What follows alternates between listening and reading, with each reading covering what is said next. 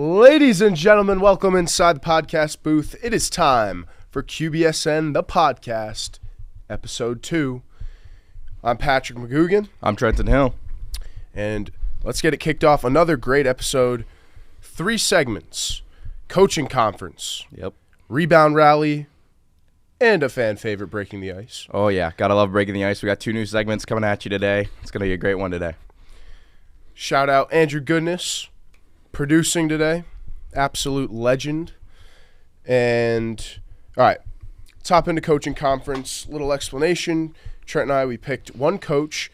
We're going to argue if they're doing a good job or a bad job historically this season. So let's hop right into it. I'll start us off. I went with Becky Carlson, the head coach of Quinnipiac Rugby. This is her 15th season. This season, they are 4-2 overall, 2-1 at home, 2-1 away.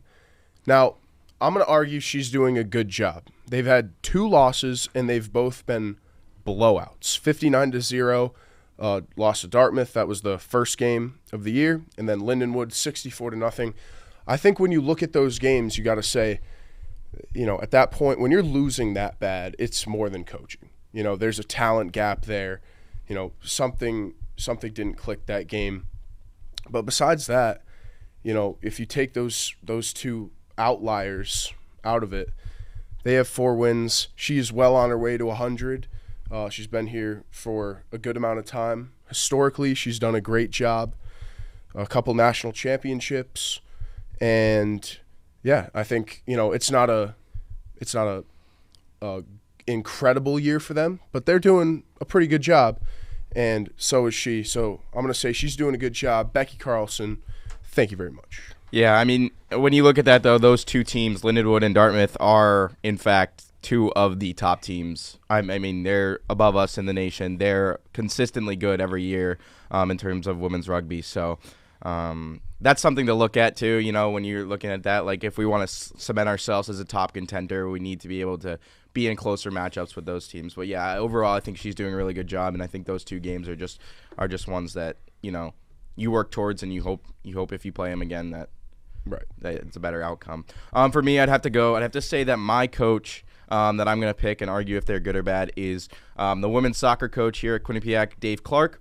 This season, the Bobcats are 5-3-5, but they've posted an undefeated record so far at home at 4-0-2. This past Saturday, he reached 250 wins as a coach with the win over Canisius. So congrats to Coach Dave Clark. And as a longtime coach here at Quinnipiac, he's helped with numerous MAC championship appearances and championship wins. So overall, I think that really will cement him. And he's a longtime coach. He's been here 20-plus years. So I think that longevity itself shows that, you know, he's a good coach and shows that he knows what he's doing with the program here at Quinnipiac, and that he's built a program. Honestly, he really has. He's built a culture here that continues to grow and is continuing to grow, bringing in new recruits, looking at a younger team here, especially with a lot of first years playing in terms of women's soccer, and he runs a solid program. So yeah, definitely if I'd have to go with my first coaching conference pick as Coach Dave Clark of the women's soccer team. Now, just quickly, 5 ties. Yeah. And I'm not saying anything that's got to do against Clark. I'm just saying that's impressive for a year. It 5 is. ties. Yeah. Some of those ties have been against some pretty good teams.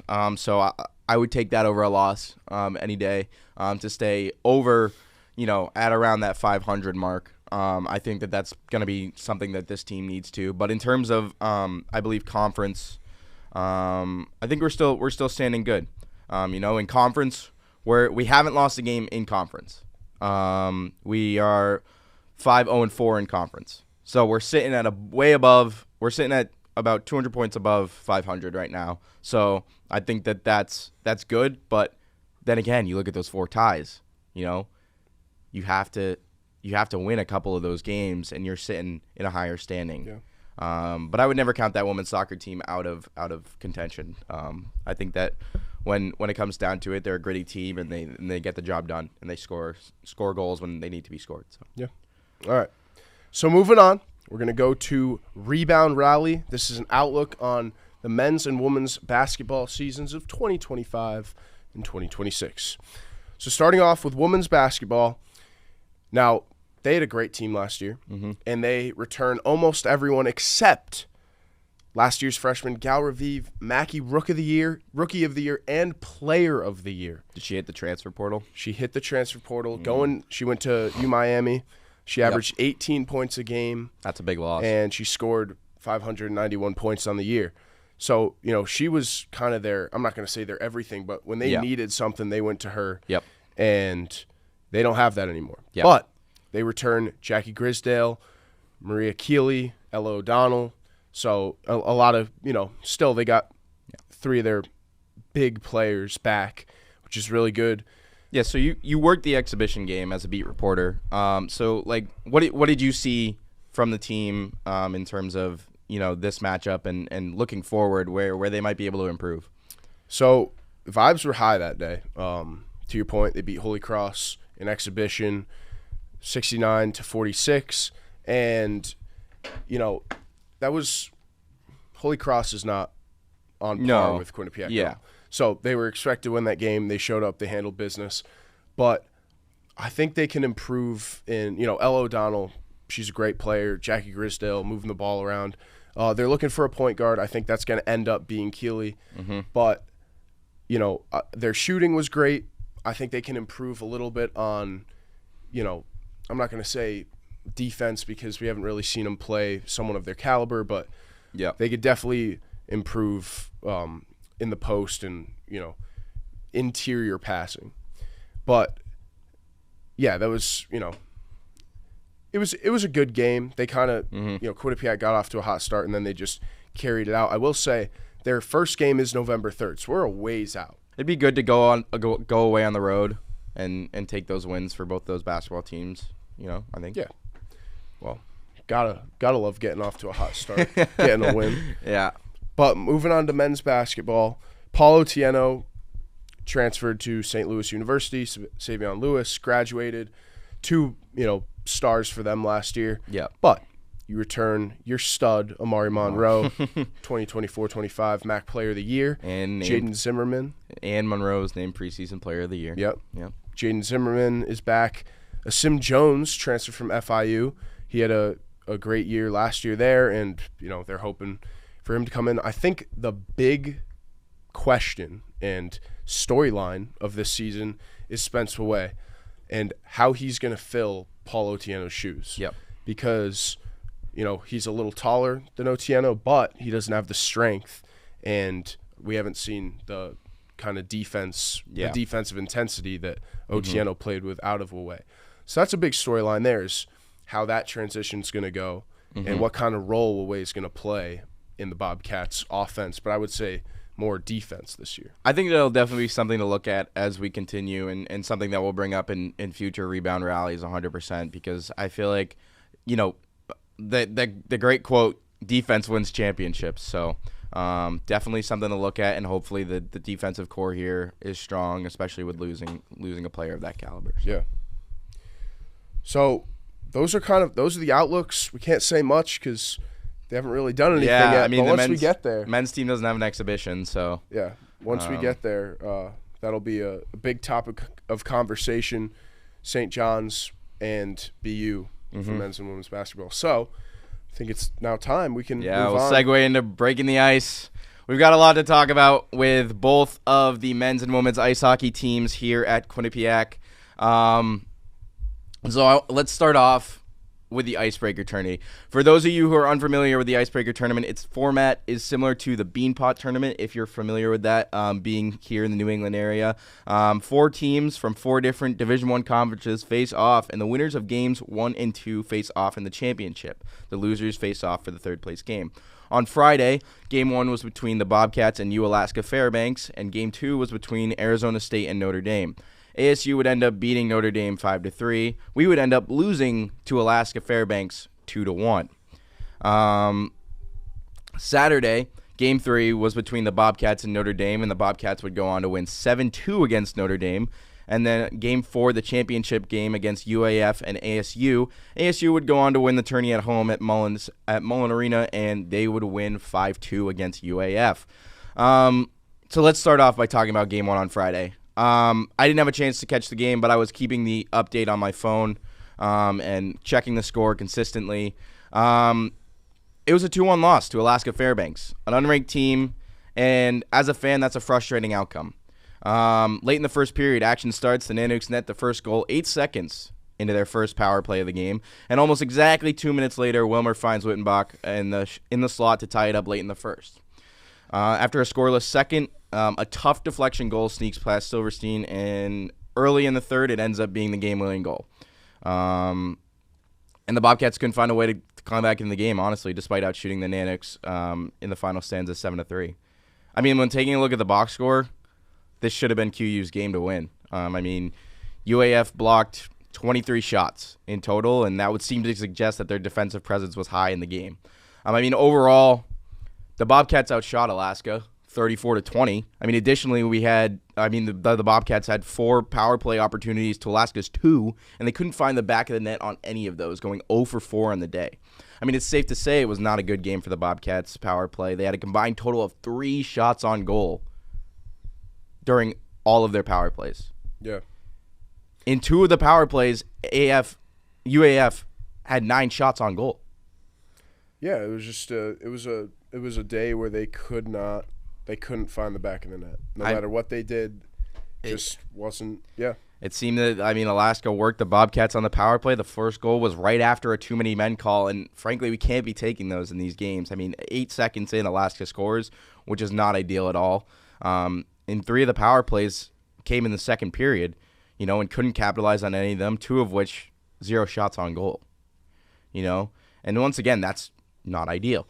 It's a tough one to swallow for the Bobcat faithful, and surely one to put and look at in the rearview mirror. And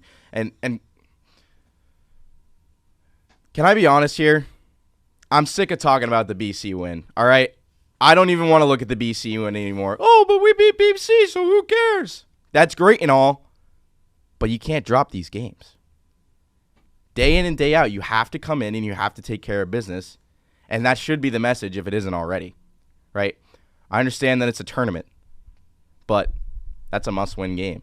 If the Bobcats want to stay as a top-ranked team in NCAA, you have to put those games away without question, right? Yeah, I think that they came out, they played a great game against BC, and then exhibition is exhibition, and then you come into the tournament and they drop the game. And I think that, we talked about it a little bit before. They're young.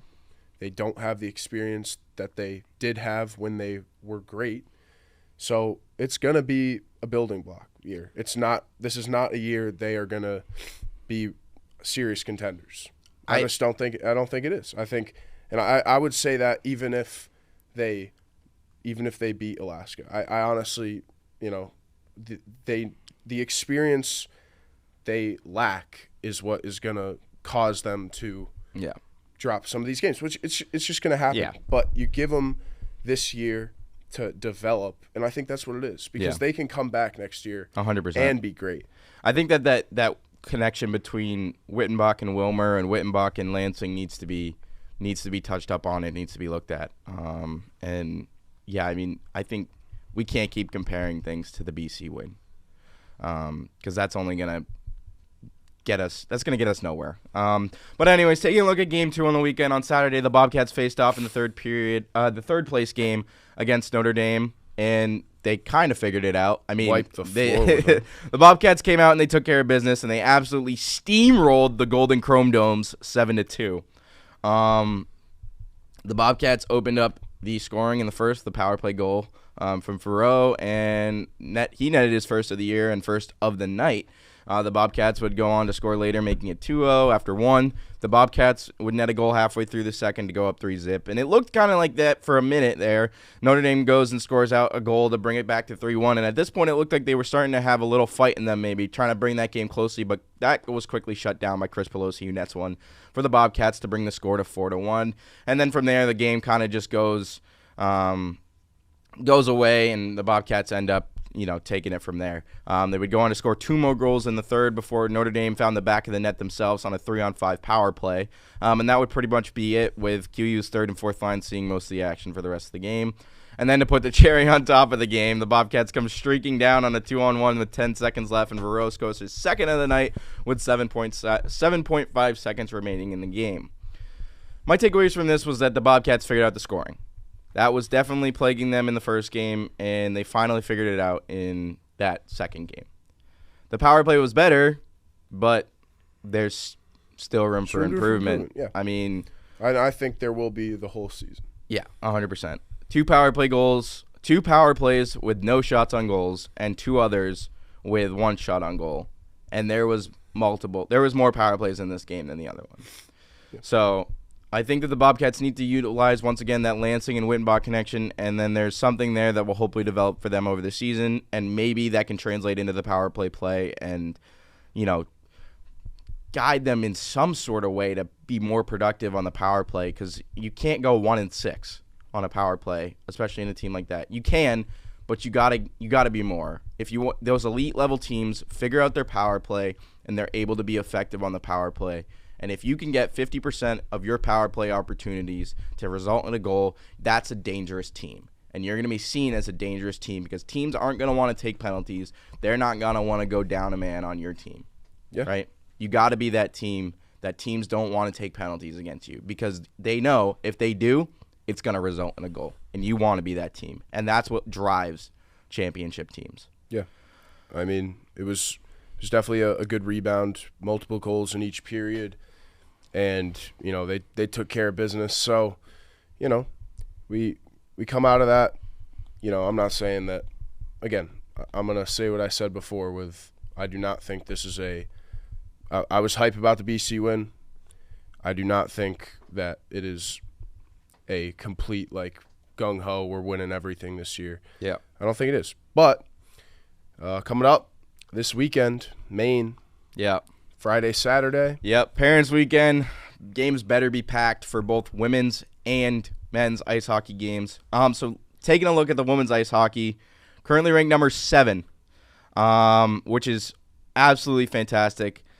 Law is currently out for an undisclosed amount of time. I still am not finding any they're information. Definitely trying to keep that one on the she down was low. not present in the lineups. No playing time, nothing in those 2 games against Syracuse. Regardless, they're getting it done still. Caitlin LaMarche has stepped up big in that respect. Now 6-0 on the season after picking up 2 wins away at Syracuse. Yep. And, Pat, I want to stop. Before we talk about the team as a whole, I want to talk about the absolute clinic that sophomore goaltender from Sweden, Felicia Frank, has been putting on this season. Yeah. If she wasn't on your radar last year as a first year, she should be now. Quite frankly, she is unstoppable in the net. You like that, Andrew? Quite frankly, she's unstoppable. I stole that from an Instagram post. Don't quote me, but, that's great. Anyways, last year she had an unbelievable goals against average and save percentage and looking to pick up where she left off, but only better. Only 6 goals against, a little over 5 games of play. Came in relief for one of them, and she is posting a 1.05 goals against average with a 949 save percentage. That is high. Almost 950. Let's round that up to 950. A 950 save percentage, that is high. It's absolutely incredible, and it's a key factor of why the Bobcats are rolling right now. 3 shutouts in 6 games. So, yeah, that should tell you all you need to know. If we were doing Bobcats Who Are Dogs this week, she would have been my number 1, no doubt. Just an insane player right now to watch. And anyway, also looking at the whole team, they've been led by Caitlin LaMarche, who's been coming in big again and dominating. She nets both of the first goals on both nights and gets the team rolling.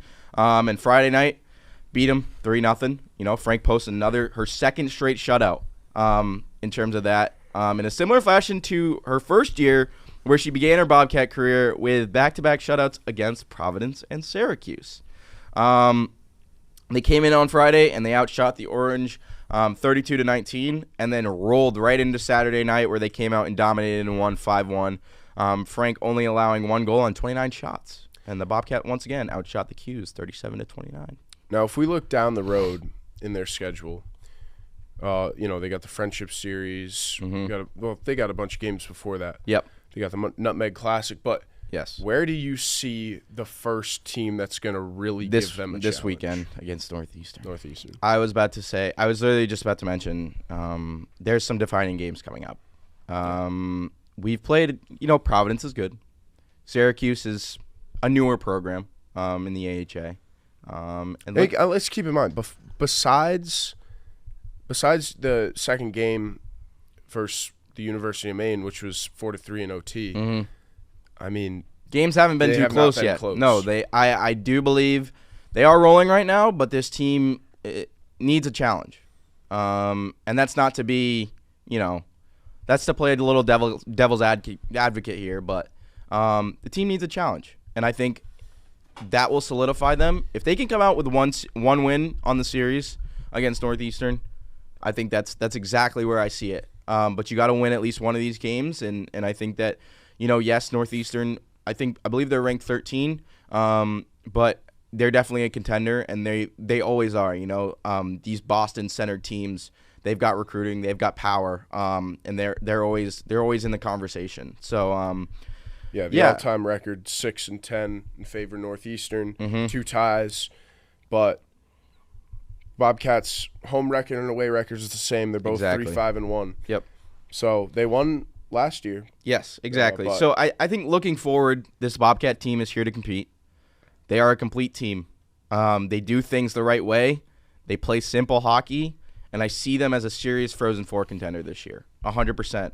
I mean, starting off the season in this fashion is excellent, and I think that they're efficient on their power plays.